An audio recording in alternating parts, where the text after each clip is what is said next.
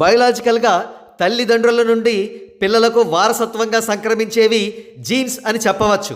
ఈ జీన్స్ వల్లే తల్లిదండ్రుల ఫిజికల్ ఫీచర్స్ కానీ లేదా వారి యాటిట్యూడ్ కానీ, చాలా సందర్భాల్లో ఫిజికల్ ఫీచర్స్ మరియు తల్లిదండ్రుల యాటిట్యూడ్ కూడా పిల్లలకు వారసత్వంగా సంక్రమిస్తూ ఉంటాయి.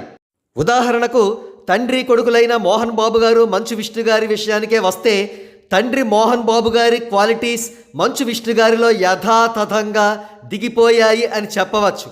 తండ్రి మోహన్ బాబు గారికి మెగాస్టార్ చిరంజీవి గారంటే అకారణంగా ఈర్ష్య, అసూయ, ద్వేషం ఏనాటి నుంచో ఉన్నాయి.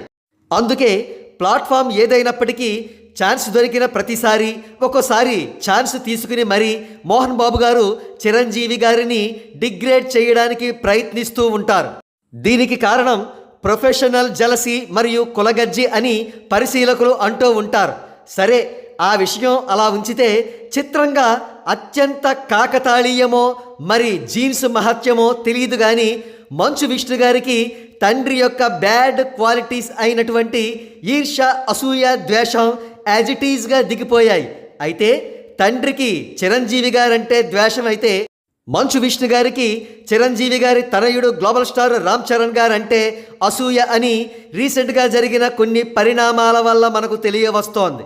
సదరు వివరాల్లోకి వెళితే, మలేషియన్ గవర్నమెంట్ టూరిజం సెక్టార్తో తన కన్నప్ప సినిమాకు సంబంధించి ఏదో డీల్ కుదుర్చుకున్న మంచు విష్ణు గారు ఒక ప్రెస్ మీట్ రీసెంట్గా కండక్ట్ చేశారు.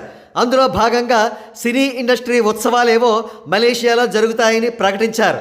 అందులో భాగంగా ఆయన తెలుగు సినీ టాప్ స్టార్స్ కొంతమందిని అప్రిషియేట్ చేస్తూ మాట్లాడారు. రామ్ చరణ్ గారి గురించి మాత్రం ఒక్క మాట కూడా మాట్లాడలేదు. ఇకపోతే మార్చి 27వ తేదీన రామ్ చరణ్ గారి పుట్టినరోజు సందర్భంగా మంచు విష్ణు సోదరుడు మంచు మనోజ్ గారు ట్వీట్ వేశారు.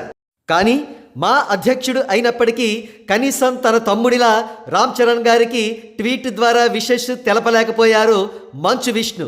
దీనికి ఒకే ఒక్క కారణం అసూయ. అది తన తప్పు కాదు, తండ్రి నుండి వారసత్వంగా సంక్రమించిన ఆస్తి.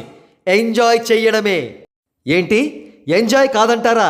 అది ఒక శాపం అంటారా? సరే, మీరు ఎలా అనుకుంటే అలా అనుకోండి, అది మీ ఇష్టం.